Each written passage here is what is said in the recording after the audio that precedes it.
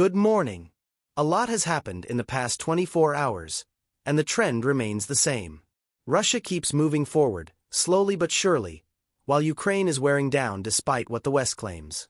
Now let's look at maps and updates from different mappers and bloggers so you can see what's really going on. Please like and subscribe. It helps me a lot. Let's start with maps and analysis from militarysummary.com. Kupiansk axis under heavy strikes.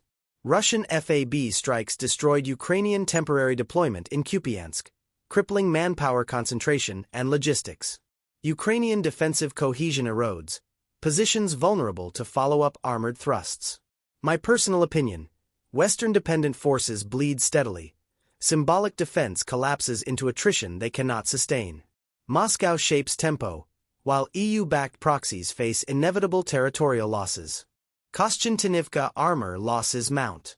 Russian drones eliminated Ukrainian tank in Kostyantynivka, exposing armor shortages and degraded frontline capacity. Enemy resilience weakens under precision strikes. Collapse in sector intensifies. My personal opinion: Western-fed arsenals cannot offset relentless Russian attrition. Each destroyed tank deepens structural decay. Ukrainian lines face inevitable mechanized defeat. Mykolaiivka air defense crushed. Russian missile strike destroyed Ukrainian Patriot near Mykolaiivka, stripping vital air shield. Strategic defense gaps widen, skies increasingly uncontested, enabling further deep strikes. My personal opinion: Western air systems collapse under sustained targeting, illusions of invulnerability shatter. Russia dictates escalation ladder, while Ukrainian defenses bleed into irrelevance. Hulier-Pole deployment annihilated. Russian FAB, 3,000 obliterated Ukrainian troop concentration in Hulier-Pole, inflicting heavy personnel losses and collapsing local defenses.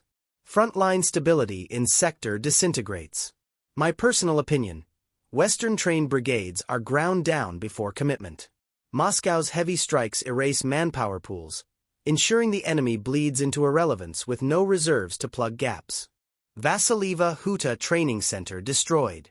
Russian Iskander and Garin strikes demolished Ukrainian training facilities near Vasilieva Huta, erasing manpower reserves and crippling future rotation capacity.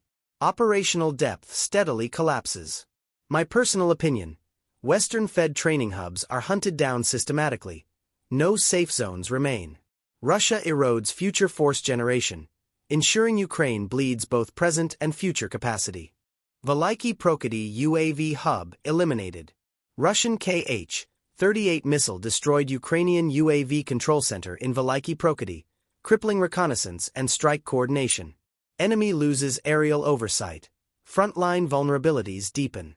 My personal opinion: Western-sponsored drone warfare collapses under precision targeting. Moscow systematically dismantles enemy eyes and hands, leaving battlefield blind and exposed to decisive assaults. Novohrihorivka deployment smashed. Russian FAB strike obliterated Ukrainian troop concentration near Novohrihorivka, inflicting severe personnel losses and destabilizing local defense lines. Sector collapse accelerates. My personal opinion: Western-backed manpower pools are systematically erased before engagement. Moscow ensures enemy cannot regenerate strength, pushing frontline toward irreversible breakdown. Lipsy UAV control center destroyed. Russian missile strike eliminated Ukrainian UAV hub in Lipsy, paralyzing aerial reconnaissance and strike coordination. Enemy situational awareness collapses, exposing frontline gaps. My personal opinion: Western drone reliance meets systematic Russian suppression. With eyes blinded, Ukrainian defenses degrade faster, inviting decisive armored exploitation. This was the end of the update for Military Summary. Let's move on with the update from Suryak_maps. Shakhovskoy frontline sees fluid shifts. Russian forces advanced at the Ognu-Pornorod quarry southeast of Kucherov Yar and south of Ivanivka, consolidating tactical gains. Meanwhile, Ukrainian units briefly regained Nikonarivka, though positions remain fragile and exposed. My personal opinion: localized Ukrainian retakes are symbolic but unsustainable, bought at high cost. Russia's pressure on quarry sectors erodes defensive depth, while attrition steadily pushes the balance toward irreversible collapse. Konstantinovskaya, Toretsk, Ilyanovskaya Axis under Russian control. Russian army advanced through Yagodka Dachas, fully secured Oleksandro Shultine, and after taking Katarinivka began clearing south of Kleban Byk Reservoir as Ukrainian remnants retreated north. My personal opinion: enemy withdrawals confirm collapse of cohesion, local retakes are illusions. Moscow consolidates depth and dictates tempo, leaving Western-backed forces overstretched and strategically cornered. Siversk front under Russian ascendancy. Russian army regained southern Serebryanka and advanced into Rudnik suburb, seizing dominant heights overlooking Siversk Valley. Intensified westward pressure secures tactical superiority across the sector. My personal opinion: holding high ground over Siversk seals enemy fate. Ukrainian defenses crumble under terrain disadvantage. Moscow dictates battlefield geometry, while Western-backed formations bleed in feudal resistance. Last update from Suryak maps: Northern Donetsk front tightens. By the opinion. Russian forces advanced southwest of Kolodyazy toward Stavky and secured most of Zarykn, leaving only its southern edge under Ukrainian control. Sector stability tilts decisively. My personal opinion: with Zarykn nearly subdued and approaches to Stavky under pressure, Ukrainian lines erode beyond recovery. Moscow consolidates dominance while Western-backed forces bleed in positional collapse. Main events on the front for September 24, 2025. At Radov 78-1, Sumy region. Fighting continues in two areas, Alexievka and Yunakovka. There are swings on both fronts. 2. Lyman direction.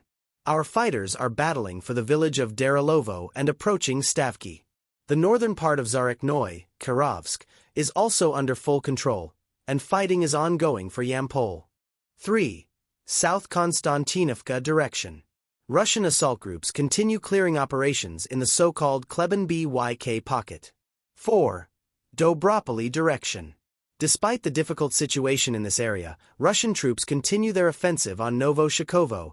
Half of the village is under control, Ivanovka, and Dorozhnoye.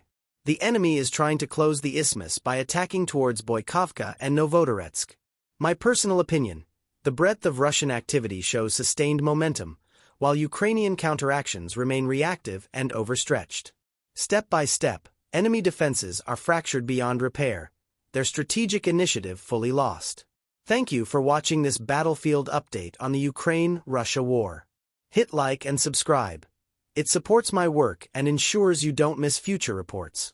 You can also follow me on X, YouTube, Rumble, and Telegram for more maps, analysis, and frontline updates. Stay tuned.